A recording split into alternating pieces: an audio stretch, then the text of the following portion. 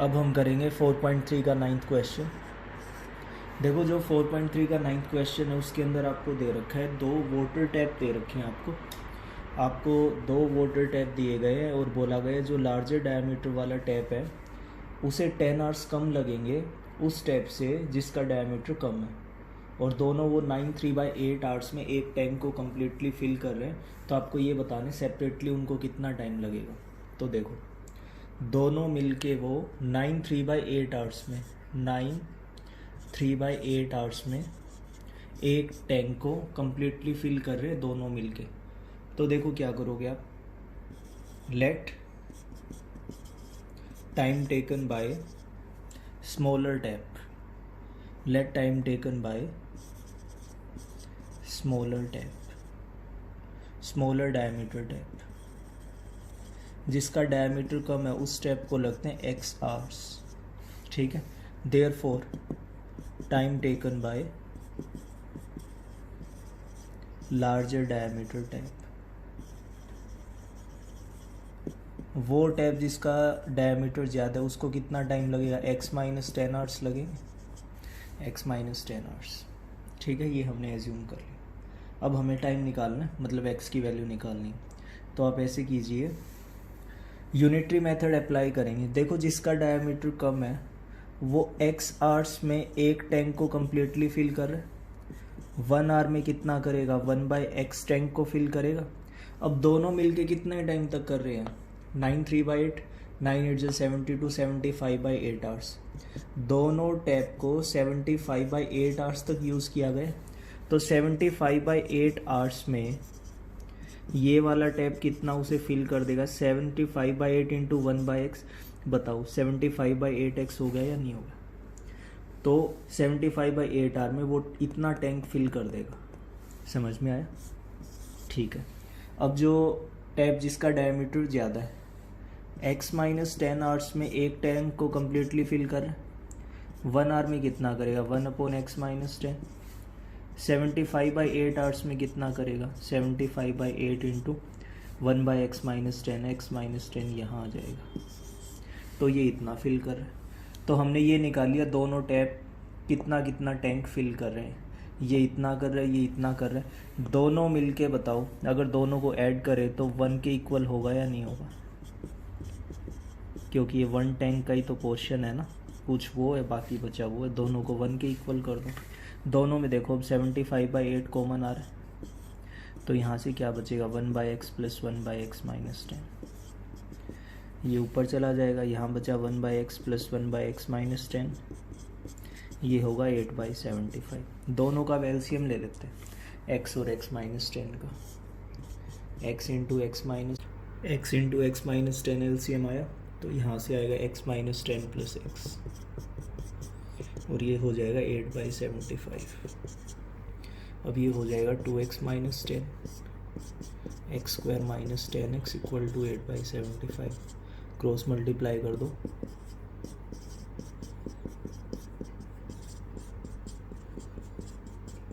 तो ये कितना हुआ, 150x - 750, 8x² - 80x है ना।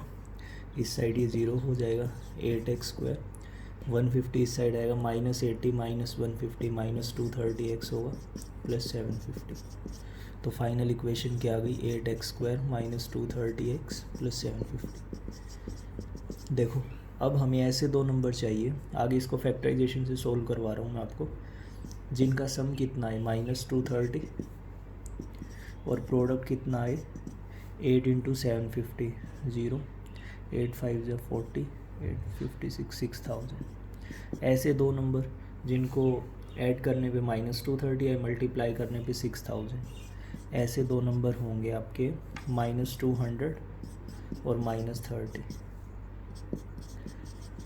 अब देखो इन दोनों में क्या कॉमन आ रहा है, 8 और 200 में कॉमन आ जाएगा, 4 कॉमन आ जाएगा, तो 4x कॉमन ले लो। यहाँ से कितना बचे, 2x, यहाँ से कितना बचेगा, सॉरी 8 कॉमन आएगा, यहाँ से 8x कॉमन ले लो, यहाँ से क्या बचेगा, x² बचेगा, यहाँ से क्या बचेगा, 8 2 = 16, 25 बचेगा, 25। इन दोनों में क्या कॉमन आएगा, -30, यहाँ पे x आएगा, -30 कॉमन आएगा, यहाँ से क्या बचेगा x -25। तो देखो एक फैक्टर तो क्या होगा x -25, दूसरा क्या होगा 8x -30, है ना। तो x -25 इक्वल टू 0, एक्स की वैल्यू क्या आ जाएगी 25 आ जाएगी, और 8x -30 यहाँ से करेंगे तो x कितना आ जाएगा 30/8 आ जाएगा, 30/8 कितना हो जाएगा 15/4 हो जाएगा। तो देखो x की वैल्यू यहाँ पे 25 लेके चलेंगे, क्योंकि अगर x की वैल्यू 25 है, एक टैप को जो जिसका डायमीटर कम है उसको 25 आवर्स लग रहे, तो दूसरे वाले को x -10, 25 - 10 कितना होगा 15 आवर्स। तो एक को 25 आवर्स लग रहे हैं, एक को 15 आवर्स। अगर आप चाहते हो कि 15/4 वैल्यू ले, चलो ठीक है, 15/4 का मतलब क्या हुआ 3.75, तो एक को अगर 3.75 आवर्स लग रहे हैं तो दूसरे को 3.75 - 10, नेगेटिव में तो टाइम आ ही नहीं सकता।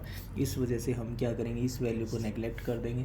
फाइनल आंसर क्या आ जाएगा 25 आवर्स और 10 आवर्स। जिसका डायमीटर कम है उसे 25 आवर्स लगेंगे, जिसका डायमीटर ज़्यादा है उसे कितना लगेगा 15 आवर्स लगेगा। ठीक है, नोट कर ले आप इस क्वेश्चन को, काफ़ी इंपॉर्टेंट क्वेश्चन है ये। अब हमारा बचा था 11th क्वेश्चन। 11th क्वेश्चन देते सारे।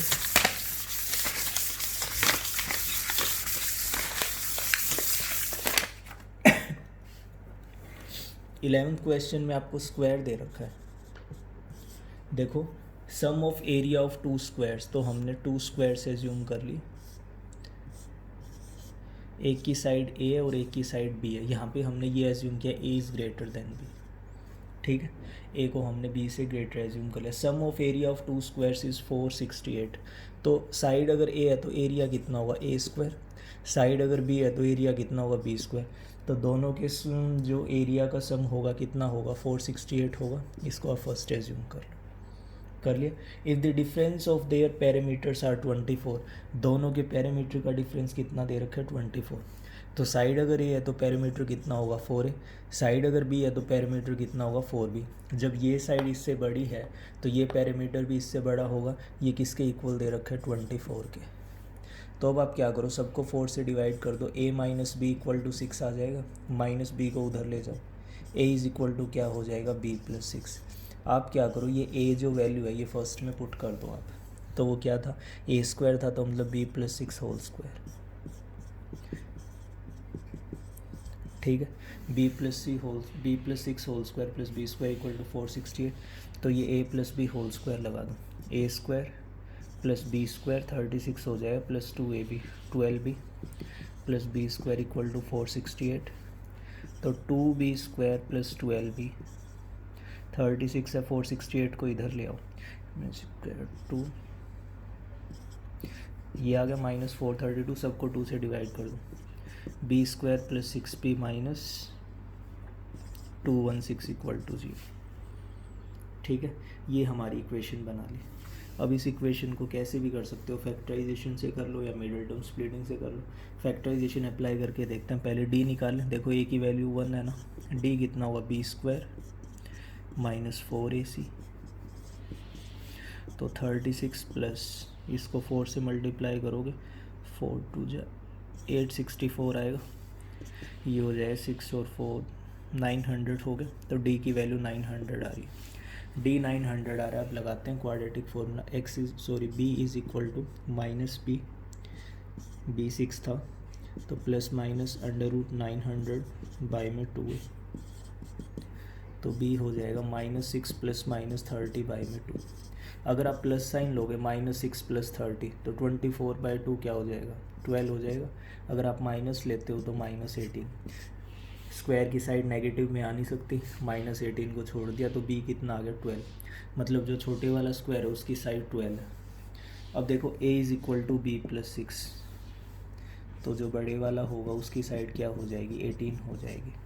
तो एक स्क्वायर की साइड 18 और दूसरे की क्या 12। ये हमारा फाइनल आंसर, ठीक है। तो ये हमारी 4.3 एक्सरसाइज कंप्लीट हो गई। तो आप ये क्वेश्चन कर लेना, ये भी इम्पोर्टेंट क्वेश्चन है, ठीक है। अब हम करेंगे एक्सरसाइज 4.4।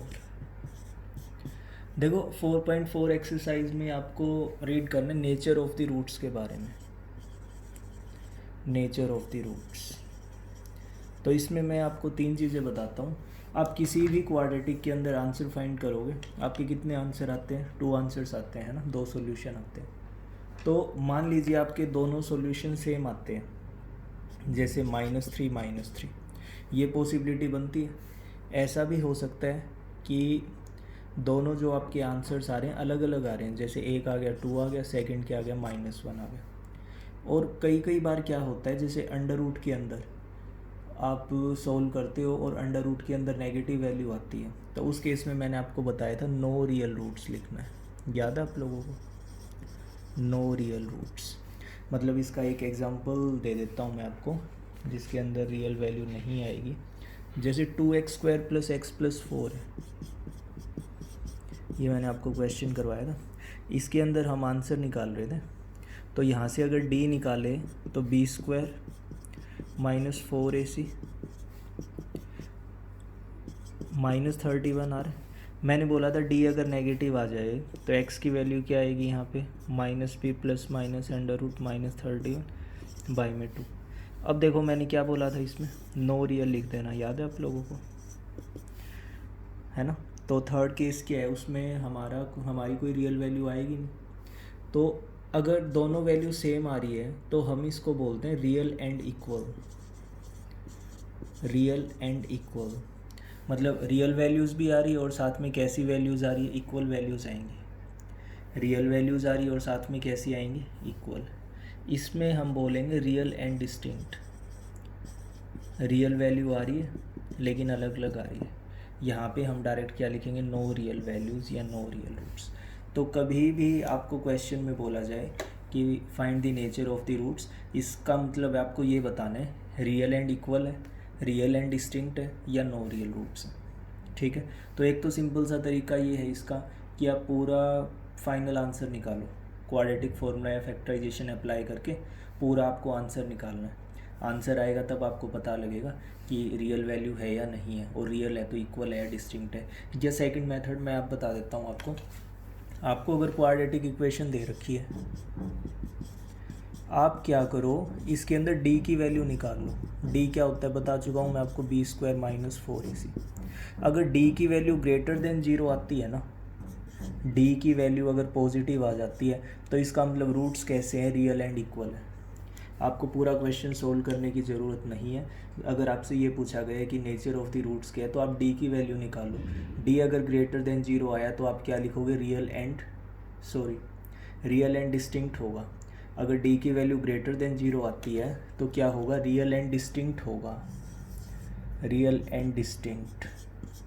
d की वैल्यू अगर इक्वल टू 0 आती है उस केस में रियल एंड इक्वल होगा। d की वैल्यू अगर इक्वल टू 0 आती है तो उस केस में क्या होगा? Real and equal. और d की वैल्यू अगर लेस देन 0 आ गई तो इसका मतलब क्या? No real roots. यहाँ पे देखो d की वैल्यू -31 आई थी तो क्या हो गया था? No real roots. समझ में आया? तो अगर d की वैल्यू ग्रेटर देन 0 है तो आंसर क्या होगा? Real and distinct. d की वैल्यू इक्वल टू 0 है तो रियल एंड इक्वल, और d की वैल्यू लेस देन 0 आए तो नो रियल। ये आपको याद करना है, नोट कर लो आप इसको। अब देखो 4.4 का हम फर्स्ट क्वेश्चन करते हैं। देखो जो 4.4 का फर्स्ट क्वेश्चन आपको दे रखा है, इसके अंदर आपको nature of the roots find करना है। 4.4 first question, nature of the root. हाँ, और अगर वो रियल रूट्स हैं तो आपको वो रूट्स भी फाइंड करने हैं। तो देखो 2x² - 3x + 5 जैसे ये क्वेश्चन दे रखे हैं, पहले आपको नेचर ऑफ द रूट्स बताना है। वही है, d निकाल लो पहले, ax² + bx + c। a बताओ 2 होगा या नहीं होगा? b कितना हो जाएगा? -3c कितना हो जाएगा? 5। a b c आ गया। d निकालते हैं, b² - 4ac, तो ये 9 - 40, देखो कितना आया? -31। तो यहाँ पे लिख देना नो रियल रूट्स। क्वेश्चन आपका इधर ही ख़त्म हो जाएगा। हाँ, अगर रियल होते तो हम क्वाड्रेटिक फॉर्मूला अप्लाई कर देते। जैसे सेकंड पार्ट देखो, इसमें 3x² - 4√3x + 4, तो यहाँ पे हम d निकालते हैं। b² b कितना? -4√3 है ना, -4 × a × c। देखो ये कितना, माइनस का स्क्वायर प्लस होगा, 4 का 16 रूट 3 का 3, 48 आ जाएगा। 4 3 जा 12, 4 जा 48। देखो डी की वैल्यू 0 आ रही है। 0 आने का मतलब क्या, real and equal, real and equal. तो देखो रियल एंड इक्वल है तो अब आपको वो रूट भी फाइंड करने। एक्स इज इक्वल टू क्या हो जाएगा, minus B plus minus under root 0 by में 2 है ना। माइनस माइनस प्लस होगा, 4 रूट 3 बाई में 6। एक बार अगर प्लस 0 करोगे तो भी यही आएगा, माइनस 0 करोगे तो भी यही आएगा। तो यहाँ से 2 बचा, 3 बचा। तो देखो दोनों रूट सेम आ रहे, क्या 2 रूट 3 बाई 3, 2 रूट 3 बाई 3। यही बोला गया क्वेश्चन में, पहले आपको nature of the roots find करने हैं, और अगर रियल रूट्स हैं तो आपको वो फाइंड भी करने हैं कि दोनों रूट्स हैं क्या। थर्ड पार्ट और कर देता हूँ मैं इसका। देखो 2x² माइनस 6x प्लस 3। देखो जैसे ही है तो पहले d निकालोगे, b² माइनस 4ac है ना। 36 माइनस 4 2 8 24। देखो d कितना आ रहा है, 12 आ रहा है। तो इसका मतलब क्या हुआ, रियल एंड डिस्टिंक्ट है। अब रियल एंड डिस्टिंक्ट है तो भाई फाइंड भी करो। तो x is equal to minus B plus minus under root 12 by में 2 है।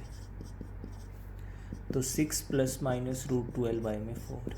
अब जो रूट 12 है, बताओ मुझे, 4 इंटू 3 लिख सकते हो। 4 का 2 बाहर आएगा या नहीं आएगा, 2 रूट 3। तो जब प्लस साइन लोगे, 6 प्लस 2 रूट 3 बाई में 4, 6 माइनस 2 रूट 3 बाई में 4। ऊपर से 2 कॉमन आ जाएगा, 3 प्लस रूट 3 बाई में 4।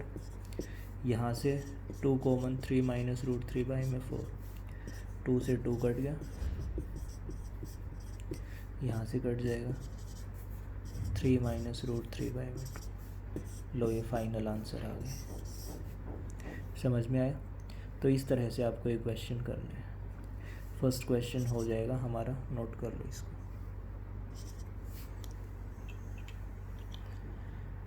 अब चलते हैं सेकंड क्वेश्चन पे।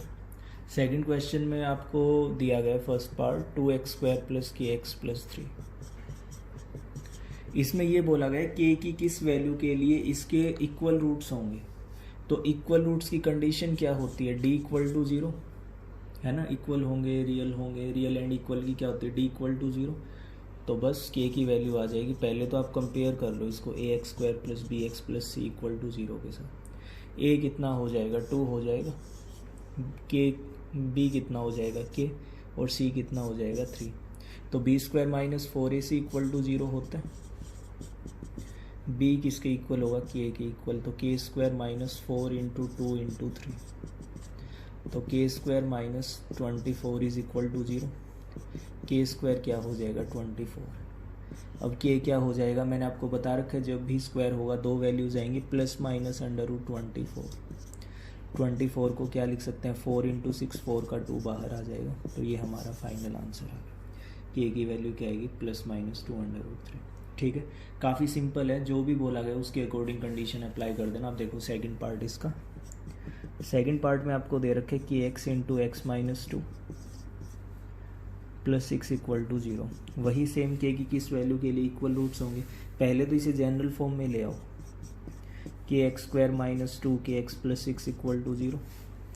जनरल फॉर्म के साथ कंपेयर करो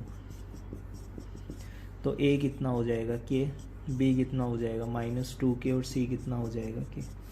a b c की वैल्यू आ गई। अब क्या करेंगे, d इक्वल टू 0 वही। तो b² minus 4ac equal to 0। b कितना, माइनस 2k, a कितना है, k, और c कितना है, k। देखो 4k² minus 4k is equal to 0 है ना। 4k² is equal to, sorry c की वैल्यू यहाँ पे 6 है, c की वैल्यू यहाँ पे 6 आएगी है ना। तो 4 इंटू k इंटू 6, तो 4k² minus 24k equal to 0।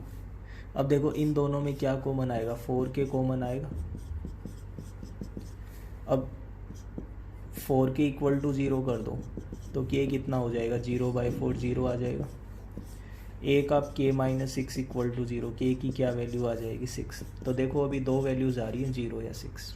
ठीक है, एक बार चेक कर लेते हैं। देखो मान लो k की वैल्यू 0 है, k अगर 0 होगा तो 0 इंटू ये सारा 0 हो जाएगा, फिर क्या बचा 6 इक्वल टू 0, लेकिन 6 तो 0 के इक्वल पॉसिबल ही नहीं है, तो k की वैल्यू यहाँ पे 0 आप नेगलेक्ट कर देना। समझ में आया?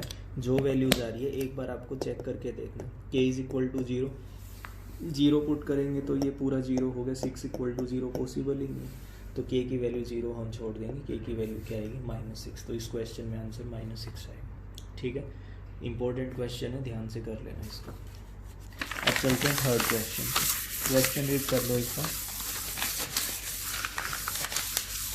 देखो जो थर्ड क्वेश्चन आपको दिया गया है, थर्ड क्वेश्चन, उसमें ये पूछा गया कि स्टेटमेंट क्वेश्चन है, ऐसा पॉसिबल है या नहीं है। तो आप एक बार ये एज्यूम करके चलो पॉसिबल है, और एक बार आप इक्वेशन बना लो। ठीक है, is it possible to design a rectangular mango grove whose length is twice as its breadth. मतलब एक ऐसा रेक्टेंगुलर गार्डन टाइप बनाने की जिसकी जो लेंथ है ब्रेथ से डबल है। तो ब्रेथ को अगर आप x एज्यूम कर लोगे, लेंथ बताओ 2x हो जाएगी या नहीं हो जाएगी। और बोला गया कि इसका एरिया जो है वो 800 है, तो एरिया क्या हो जाएगा, लेंथ इंटू ब्रेथ होगा। तो लेंथ कितनी है 2x, ब्रेथ कितनी है x इज इक्वल टू 800, तो 2x² इज इक्वल टू 800, 2 को डिवाइड में ले जाओ, x² इज इक्वल टू 400, इस तरफ ले आओ। तो आपको क्या करना है, सबसे पहले जो भी कंडीशन दे रखी है उसके अकॉर्डिंग क्वाड्रेटिक बना लेनी है। ठीक है, क्वाड्रेटिक बनाने के बाद आप d की वैल्यू निकाल लेना। अगर d की वैल्यू ग्रेटर देन 0 आए तो पॉसिबल है, d की वैल्यू इक्वल टू 0 आए तो पॉसिबल है, और अगर d की वैल्यू लेस देन 0 आए ना, तब आपको नॉट पॉसिबल लिख देना है। समझ में आया? कभी भी आपसे पूछा जाए ना is it possible kind of करके क्वेश्चन है, तो आपको क्या करना है, उसको एज्यूम करना कि पॉसिबल है वैसा, और क्वाड्रेटिक बना लेना। क्वाड्रेटिक बनाने के बाद d की वैल्यू निकाल लेना। d की वैल्यू पॉजिटिव या 0 आती है तो पॉसिबल होगा, अदरवाइज नॉट पॉसिबल। तो ये क्वाड्रेटिक बन चुकी है। ये ऐसी क्वाड्रेटिक बनी है जिसमें a की वैल्यू 1 है, x वाली टर्म नहीं है तो b 0, और c कितना -400। तो पहले d निकालते हैं, d कितना होगा b² -4ac, तो 0 + 1600। देखो d की वैल्यू पॉसिबल है, सॉरी पॉजिटिव आ रही है, तो ये सिचुएशन पॉसिबल है।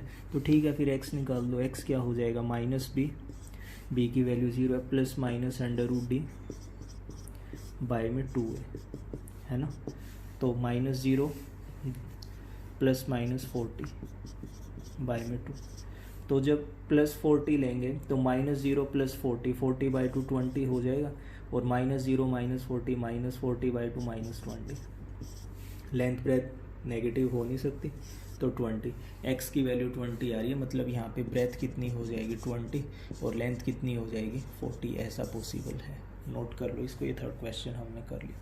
रिपीट कर देता हूँ, कभी भी पूछा जाए इज इट पॉसिबल, तो आप क्या करना, उसको पॉसिबल एज्यूम करके इक्वेशन बना देना। फिर d की वैल्यू निकालनी है, पॉजिटिव या 0 आती है तो पॉसिबल होगा, अदरवाइज नहीं होगा। ठीक है, नोट कर लो इसको। फोर्थ क्वेश्चन रीड करो। देखो जो फोर्थ क्वेश्चन दिया गया है, इसके अंदर भी वही पूछा गया, इज इट पॉसिबल। 2 फ्रेंड्स हैं, उनकी एजेस का सम 20 है, तो एक की एज अगर x हो गई तो दूसरे की क्या होगी 20 - x होगी ना। जैसे 2 नंबर्स का सम 20 है, एक अगर x है तो दूसरा क्या होगा 20 - x। ये इनकी प्रेजेंट एजेस हो गई दोनों फ्रेंड्स की। अब बोला गया 4 साल पहले, आज अगर ये x ईयर्स का है तो 4 साल पहले कितने का था x - 4 का, और ये 4 साल पहले कितने का था 20 - x - 4, कितना आ जाएगा 16 - x। बोला गया 4 साल पहले जो इनकी एज थी, उसका जो प्रोडक्ट था दोनों की एजेस का, वो 48 था। तो क्या ऐसा पॉसिबल है, चेक कर लेते हैं। क्वाड्रेटिक बनाते हैं, 16x हो जाएगा -x² -64 + 4x। ठीक है, तो -x², ये कितना होगा 16x, और 4x 20x, -64 -48, तो -x² + 20x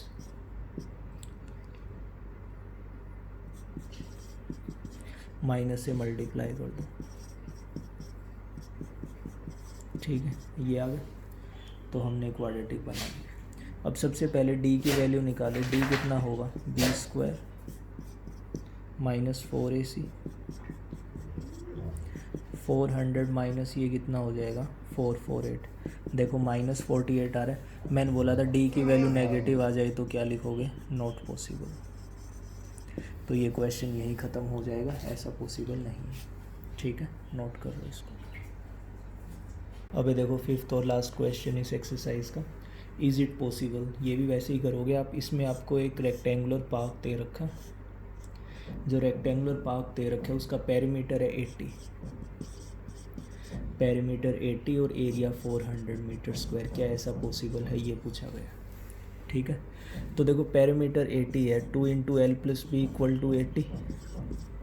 2 को डिवाइड में ले आओ, एल प्लस बी कितना हो जाएगा 40, लेंथ कितना हो जाएगा 40 माइनस ब्रेथ। तो अगर हम ब्रेथ को x एज्यूम कर ले, लेंथ कितनी हो जाएगी 40 माइनस x। बताओ समझे कि नहीं समझे।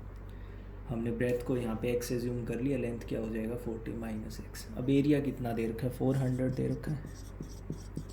एरिया आएगा कैसे, लेंथ इंटू ब्रेथ,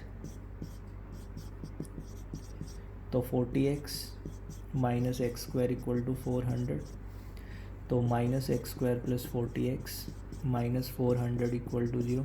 माइनस से मल्टीप्लाई कर दो सबको। ठीक है, अब जनरल फॉर्म के साथ कंपेयर करो। ए बी सी की वैल्यू आ गई। अब डी निकाल लो यहाँ पे, ताकि पता लग जाए पॉसिबल है या नहीं है। B square minus 4ac, B है -40, ए कितना है 1 और सी कितना है 400। देखो 1600 माइनस 1600, डी की वैल्यू 0 आ रही है, तो येस इट इज़ पॉसिबल है। तो वैल्यूज़ निकालते हैं। X is equal to minus B plus minus under root D by में 2a, तो 40 प्लस माइनस 0 बाई में 2। चाहे प्लस ले लो 40 प्लस 0 बाई 2 20, चाहे माइनस ले लो 40 माइनस 0 बाई 2 20।